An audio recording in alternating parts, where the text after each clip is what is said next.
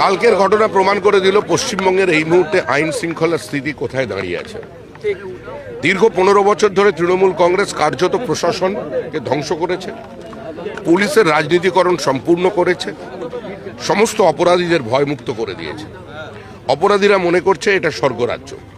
বারাসাত মধ্যমগ্রাম সীমান্তের থেকে খুব একটা বেশি দূরে নয়। বহু ধরনের সমাজবিরোধী কার্যকলাপ এখানে দিনের পর দিন হয়েছে।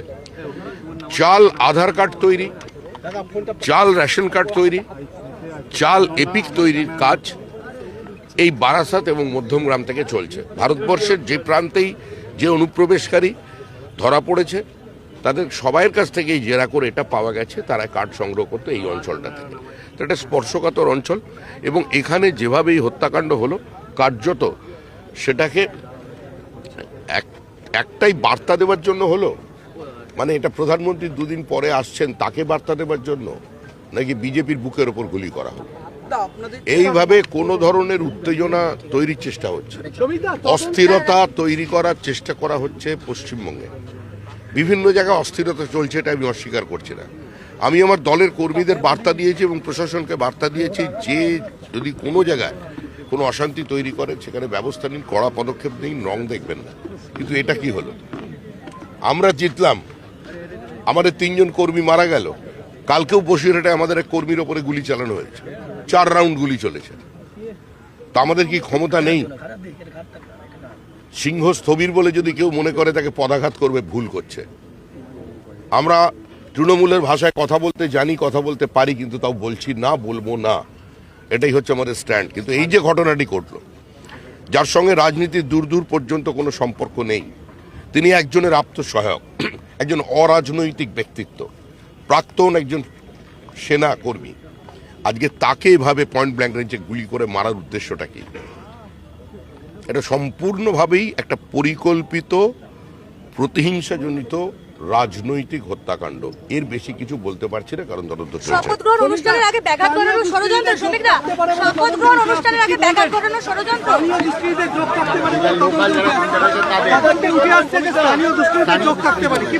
মঙ্গল গ্রহ থেকে তো কেউ এসে মারেনি। এত বড় যখন পরিকল্পিত হত্যাকাণ্ড হচ্ছে তখন স্থানীয় দুষ্কৃতীরা বা স্থানীয় নেতৃবৃন্দ জানতো না এরকম তো ঘটনা ঘটেনি।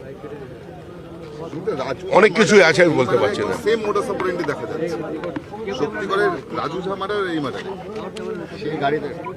আমি এই মুহূর্তে তদন্তের স্বার্থে, এবং যেহেতু 2 দিন পরে আমাদের শপথ গ্রহণ অনুষ্ঠান আছেন, প্রধানমন্ত্রী, স্বরাষ্ট্রমন্ত্রী, প্রতিরক্ষা মন্ত্রী, সড়ক পরিবহন মন্ত্রী থেকে শুরু করে 20 জন আমাদের বিভিন্ন রাজ্যের মুখ্যমন্ত্রীরা আসছেন এবং ব্রিগেড প্যারেডে এত বড় একটা সমাগম হয়, তার কারণে কিছু বিষয়ে আমি একটু চুপ থাকতে বাধ্য হচ্ছি। গতকাল বিজেপি নেতাকে বোমা মারা হয়েছে পানিহাটিতে, কি বলবেন? বিজেপি নেতাকে বোমা মারা হয়েছে, সাগর দত্ত হাসপাতালে আশঙ্কাজনক অবস্থায় ভর্তি। এখনো পর্যন্ত আমাদের নির্বাচনী বিধি লাগু আছে, তারা দেখুন। রাজ্যপালকে অনুরোধ করব তিনি বিষয়টা দেখতে।